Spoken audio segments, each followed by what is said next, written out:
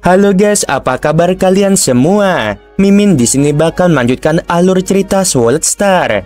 Disclaimer dulu bahwa kemungkinan besar ada perbedaan antara novel dan versi Donghua-nya, tapi alur cerita utamanya tetap sama.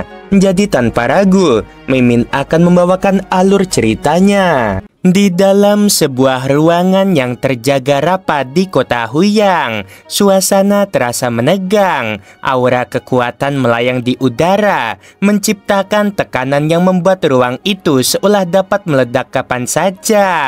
Lo Feng berdiri di tengah ruangan, tatapannya tajam mengarah pada sosok kurus berjubah gelap di hadapannya, yaitu Ketua San Yun. Di mana Sui Yun? Tanya Lo Feng datar, namun tekanannya membuat udara seperti berhenti mengalir. San Yun buru-buru menggeleng dengan wajah pucat. Aku tidak punya kontak dengannya. Pasukan kerajaan Shi di kota Huyang punya struktur yang unik. Di permukaan, kau yang bertanggung jawab sebagai kepala intelijen, ucap Lo Feng pelan. Tapi semua orang tahu, orang yang benar-benar mengendalikan semuanya dari balik layar adalah Sui Yun. Kau bisa mencoba menyangkalnya, tapi jangan di hadapanku. San Yun terdiam beberapa saat. Akhirnya ia menarik napas dan berkata dengan jujur, "Benar, aku memang bekerja di bawah perintah Marquis, tapi aku tidak pernah bertemu langsung dengan Sui Yun. Bahkan setelah Sang Tian yang mengungkap identitas aslinya, barulah aku tahu bahwa dia adalah Sang Sui Yun. Sui Yun tak pernah benar-benar mempercayai diriku. Setelah kejadian itu, dia memutus semua jalur komunikasi. Aku benar-benar tidak tahu dia ada di mana sekarang." Lo Feng menggeleng pelan. "Kalau begitu, kau tak berguna lagi bagiku." San Yun buru-buru ingin membela diri, namun belum sempat ia berbicara lebih jauh. Gelombang kekuatan misterius menyusup masuk ke tubuhnya. Dalam sekejap, kekuatan itu menghancurkan hati dewa sejatinya, menghentikan semua aktivitas hidupnya. San Yun terdiam. Pada detik-detik terakhir sebelum tubuhnya hancur menjadi abu, penyesalan melintasi matanya. Dia tahu sejak awal bahwa menerima tugas di wilayah musuh ini adalah pertaruhan demi prestasi dan sumber daya yang dijanjikan Sang Marquis. Dia mengambil risiko itu, namun kini segalanya berakhir dalam kehampaan. Lo Feng hanya menghela napas singkat, mengangkat tangannya, dan menyerap sisa-sisa tubuh San Yun ke dalam pusaran ruang dimensi. "Tuan, apa yang akan kita lakukan sekarang?" tanya Morosa. Sui Yun terlalu licin. Dia memutus semua hubungan. Jejaknya lenyap seperti debu tertiup angin. Lo Feng menatap jauh. Yu Tianxu, Yu Tianyi, dan San Yun, semua pemimpin intel di kota ini sudah tidak bisa menghubunginya. Sekarang, kita hanya bisa berharap bantuan dari kediaman penguasa kota. Jika tidak, menghabisi Sui Yun bukan sesuatu yang bisa diselesaikan dengan cepat. Di ruang utama kediaman penguasa kota, 5 tokoh besar telah berkumpul. Orang yang menghabisi Yu Tianxu dan Yu Tianyi, apakah benar-benar Lo He? Jenderal Yong berseru, wajahnya sulit disembunyikan dari keterkejutan. Ketua berambut putih angkat bicara dengan tenang.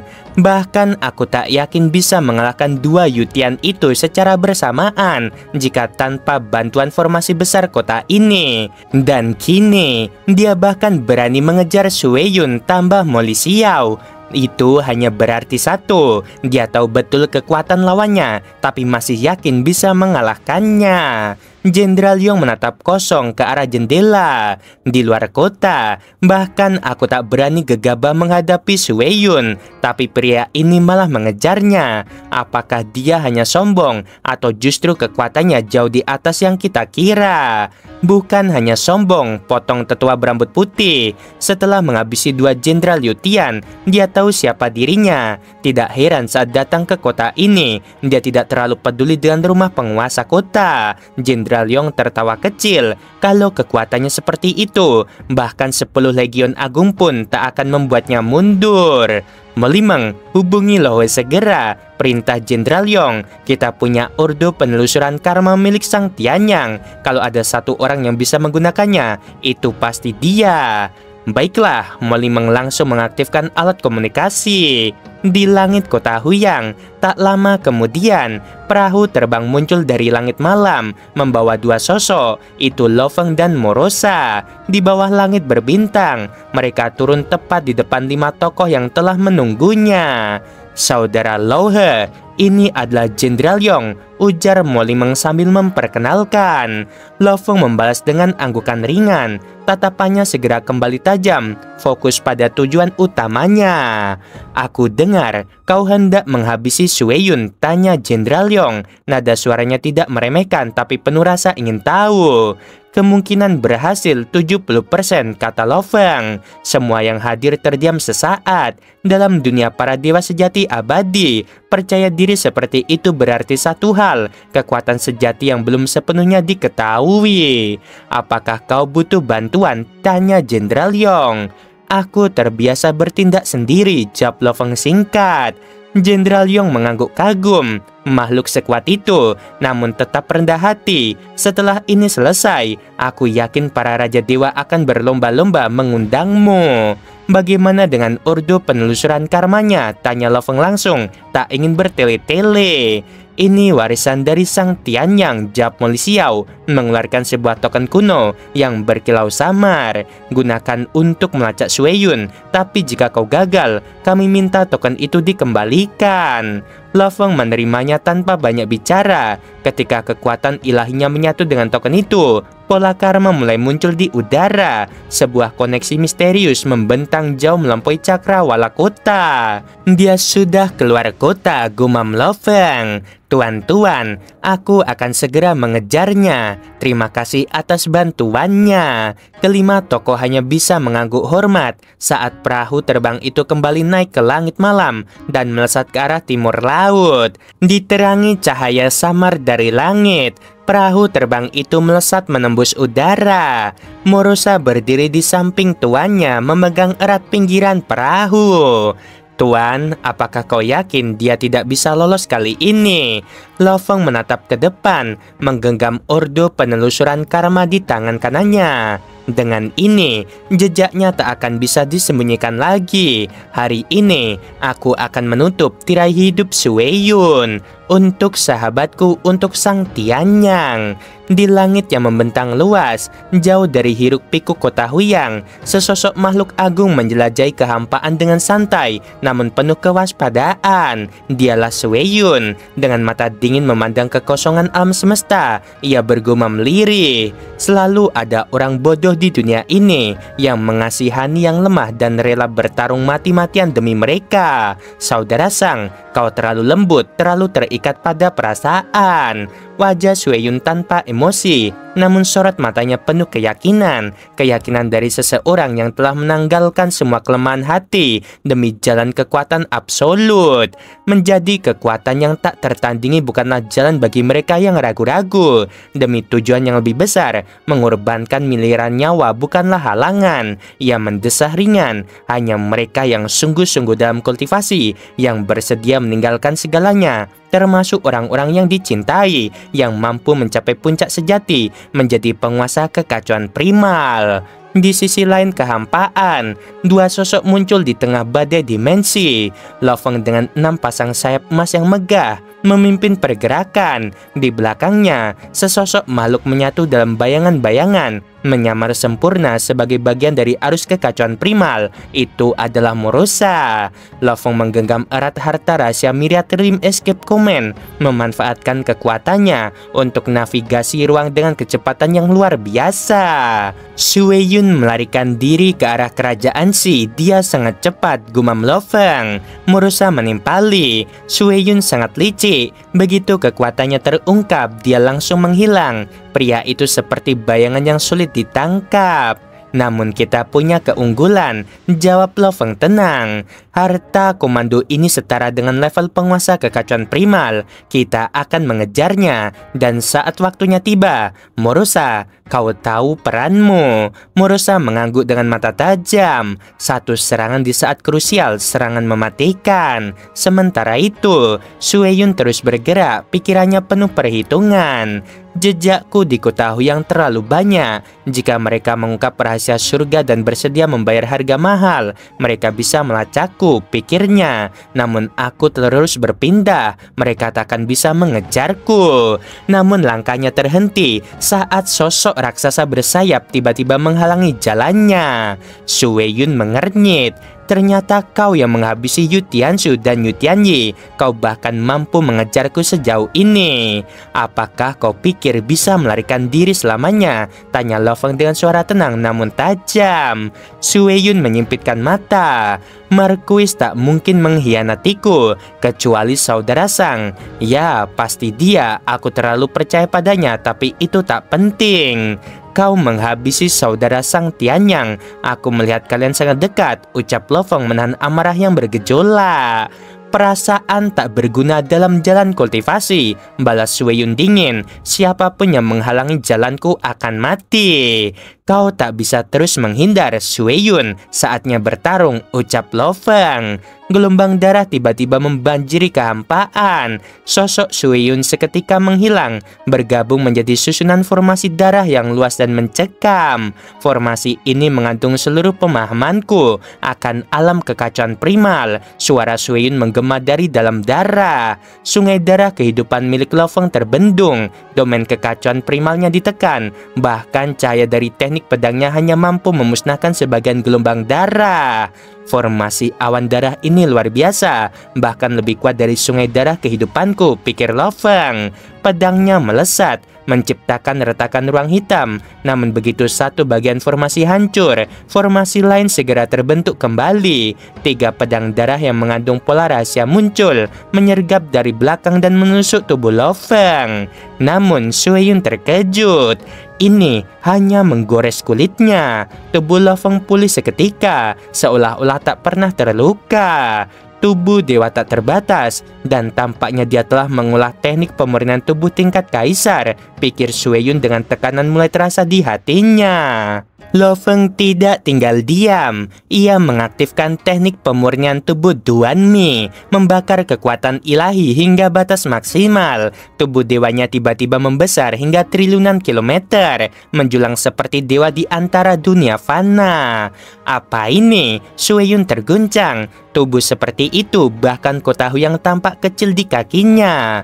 Lo Feng menatap ke bawah. 5 jari kaki raksasa yang menyala oleh kekuatan ilahi menghantam ke bawah dengan teknik langit terbelah 5 arah. Formasi awan darah tampak seperti genangan kecil di bawah telapak kaki raksasa Lo Feng. Sueyun berusaha menarik formasinya ke dalam tanah, namun kekuatan tekanan dari Lo Feng sudah terlalu besar. Dalam sekejap, sebagian besar formasi hancur.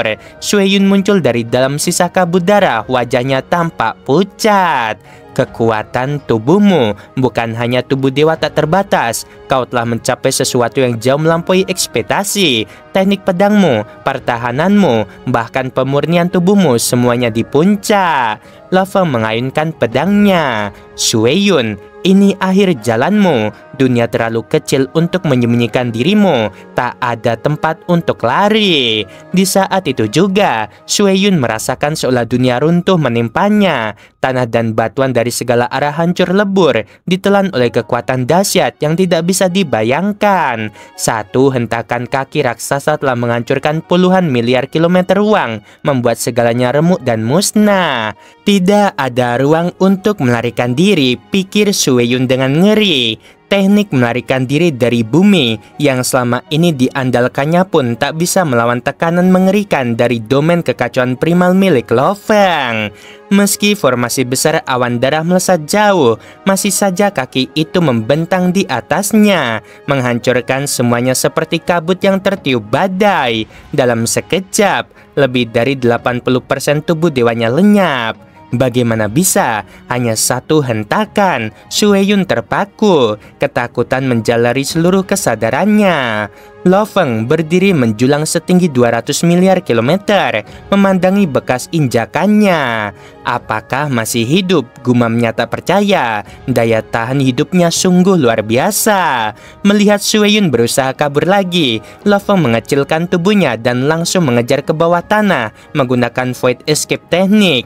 Teknik pelarian yang jauh lebih unggul dari milik Shueyun. "Morosa," ucap Lo Feng melalui telepati. "Bersiap, dia akan datang padamu." Di bawah tanah, Shueyun masih terus melarikan diri. Domain kekacauan primal ini sangat menyulitkan, pikirnya merasa terpojok. Saat dia hendak bernapas lega, sebuah tangan raksasa panjangnya 100 miliar kilometer menembus bebatuan dan menghantamnya. Serangan itu membawa kekuatan luar biasa. Kelima jari Lo Feng bagaikan pedang surgawi yang membelah ruang. Ledakan demi ledakan terjadi. "Tidak, aku tak bisa terus seperti ini." Shueyun berusaha memadatkan tubuhnya kembali, mencoba menyerap kekuatan dari bumi, tapi tekanan dari serangan Lo Feng terlalu besar. "Kecepatan pemulihanku kalah cepat dari serangan itu. Ini buruk." Lo Feng menyadari bahwa meski telah menghancurkan tubuh musuhnya berkali-kali, Shueyun selalu bisa muncul kembali dari kabut darah. Tubuh kabut darah dan kekuatan garis keturunannya ini bukan regenerasi biasa. Lalu momen penting itu tiba. "Sekarang," seru Shueyun dalam hati. Ia membakar sisa kekuatan ilahinya, mengubah tubuh kabut darahnya menjadi cahaya darah menyilaukan dan menembus lapisan tanah dengan kecepatan luar biasa. Gerakannya terlalu cepat, bahkan Lo Feng sempat tertinggal. Tapi bukan Lo Feng namanya jika tidak punya rencana cadangan. "Ambil tindakan sekarang," perintah Lo Feng melalui telepati kepada Morosa. Dan tepat di bawah sana, Morosa telah siap. Ia membuka rahangnya yang raksasa, menganga seperti jurang tanpa dasar, menunggu kedatangan cahaya darah itu. Shueyun menjerit saat menyadari telah masuk ke dalam mulut Morosa. Namun tepat sebelum rahang itu menutup sepenuhnya, cahaya darah itu menghilang. Shueyun muncul kembali di luar, melesat lebih dalam ke dalam bumi. Morosa terpaku. Dia bisa keluar dari mulutku. Namun bagi Shueyun, momen itu adalah sebuah pencerahan. "Aku berhasil." Transformasi garis keturunan. Akhirnya ia berhasil menembus batas, menguasai sepenuhnya hukum kekacauan primal. Tubuh dewa dan alam semesta kecilnya mulai bertransformasi, melampaui keterbatasan sebelumnya. "Lauhe, aku akan kembali nanti. Ini belum berakhir," pikirnya sambil tertawa puas. Namun sesuatu muncul sepasang mata. Shueyun tersentak. Di hadapannya tak ada lagi tanah, tak ada kekacauan, hanya mata Lo Feng bersinar gelap namun seolah membawa terang dari bintang-bintang kuno. "Apa ini?" pikir Shueyun. Namun sebelum bisa memahami, itu adalah teknik Li Yuan, teknik rahasia kekuatan tekad yang berasal dari tanah asal. Dalam sekejap kehendak Shueyun dihancurkan. Tubuh sejatinya jatuh tak bernyawa, meskipun hati dewa sejatinya masih utuh. Lo Feng mendarat di samping tubuh itu. Tubuhnya kembali ke ukuran normal. "Tak kusangka aku harus menggunakan teknik Li Yuan," gumamnya pelan. "Tapi dia memang layak untuk itu." Morosa pun mendekat, matanya menyala melihat mayat itu. "Tuan, tubuh ini sangat menarik, bahkan lebih dari Yu Tianshu." "Ya, garis keturunannya berubah di saat-saat terakhir." Lo Feng mengangguk. Ia menusuk dada mayat itu, mengambil hati dewa sejati, dan menyimpannya. "Sisanya tubuhnya milikmu." Lo Feng memandang ke atas langit. Shueyun telah tiada, tapi bintang-bintang di langit tak menunjukkan apapun. "Tentu saja tidak," jawab Morosa dingin. "Yang jatuh hanyalah satu dari miliaran. Kecuali kau bintang paling terang, siapa yang peduli saat kau padam?" Lo Feng memandangi perintah penelusuran karma yang ia genggam erat. "Saudara Sang, aku telah menepati janji." Ia menyimpan perintah itu lalu berkata, "Morosa, ayo kita pulang." Mereka pun terbang kembali ke kota Huyang, menembus kekacauan dan kehampaan, membawa satu kemenangan besar dan satu babak baru yang akan segera dimulai. Oke guys, ya detik-detik terakhir meskipun menerobos alam kekacauan primal, tapi ya gimana lagi.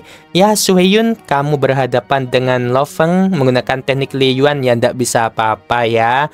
Meskipun baru aja menerobos mah mending soy kan, nggak enak banget banget tuh ya.